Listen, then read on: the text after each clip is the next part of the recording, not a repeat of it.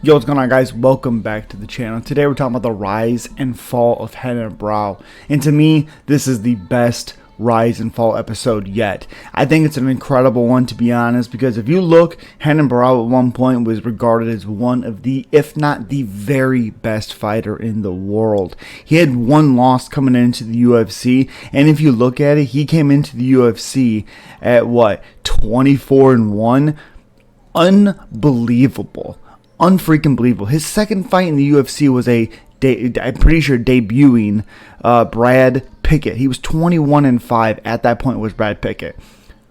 And Brad Pickett had a ton of hype. You go watch that fight. It's a wild fight. Renan Barao, again, so good. His one loss was his MMA debut against some 1-0 guy back in 2005. He didn't lose until he fought TJ Dillashaw, who, if you look at it, probably shouldn't have gotten the title shot to begin with, like in standards nowadays, whatever. 13 fights, he was 11-2 was TJ when he fought Renan Barao. But again, that'll be for a later discussion later in this video. Unbelievable. 2005 March 14th, he has his first loss. Debuts in MMA, has his first loss, and he defeats so many 32 fighters in a row. 32 fighters. He by the time he got to the UFC at 24-1, he had 8 fights. And how many of those were title fights?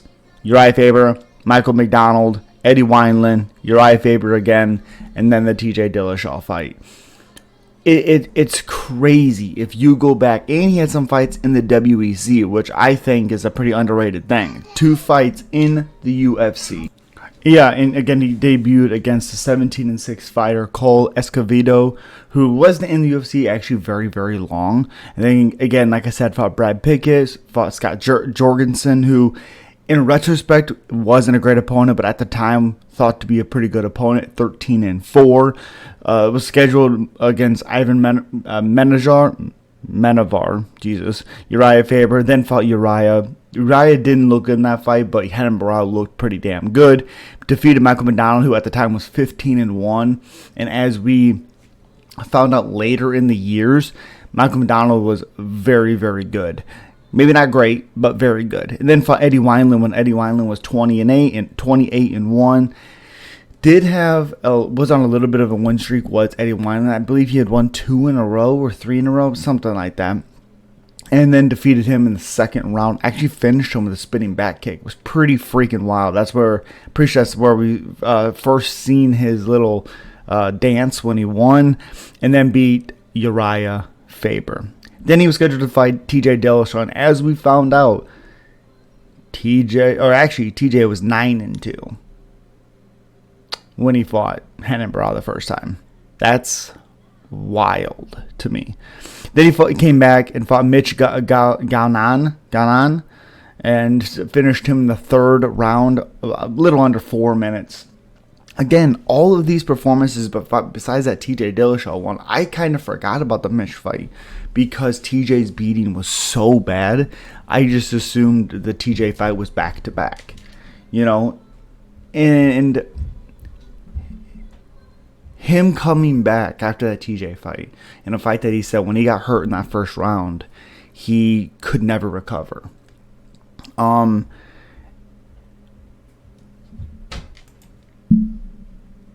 Dream, and like I said, and again, there is a reason why we are doing this video. He had a ridiculous rise. He won 32 fights in a row.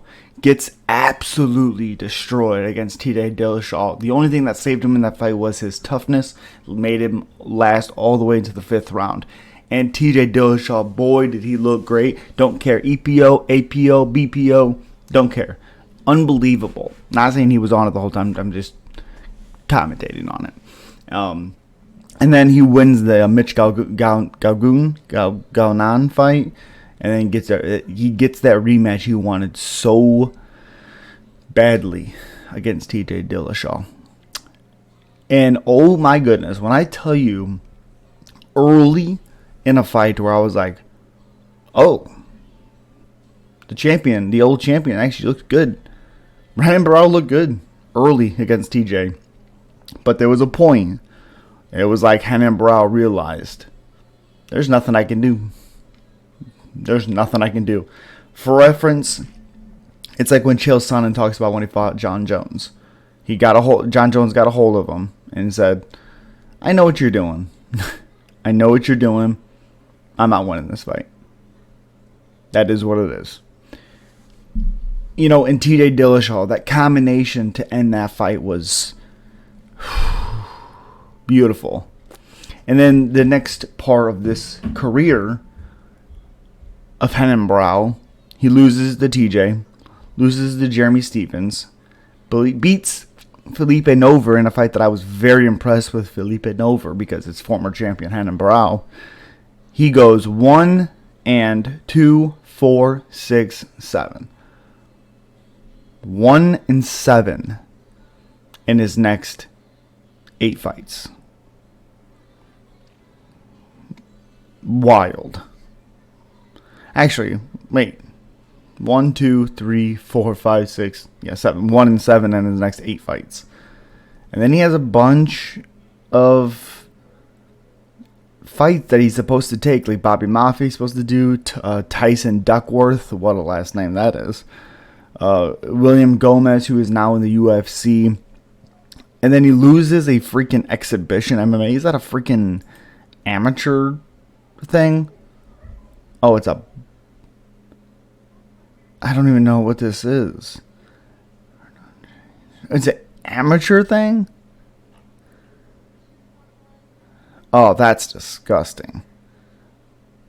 That is absolutely disgusting. Ugh. Well, either way. Came back in October 10th. And fights Walter Zamora, who is 12-5. Is now 13-5 because Renan Barao lost his, 1, 2, 3, 4, 5, 6, 7 fights in a row now? Lost his 7th fight. I'm counting the exhibition MMA one. I'm counting that. Because what is he doing having an exhibition? It doesn't even make any sense. But there's a loss in here. Andre Ewell looked really, really good against him. Luke Sanders looked incredible. That adjustment he was able to make in that second round. You go back on YouTube, there's a corner sound from Luke Sanders' corner from that fight. And it is beautiful what instructions they gave Luke Sanders in that corner going into that second round. And he did exactly what they said. And he finished him. It was beautiful.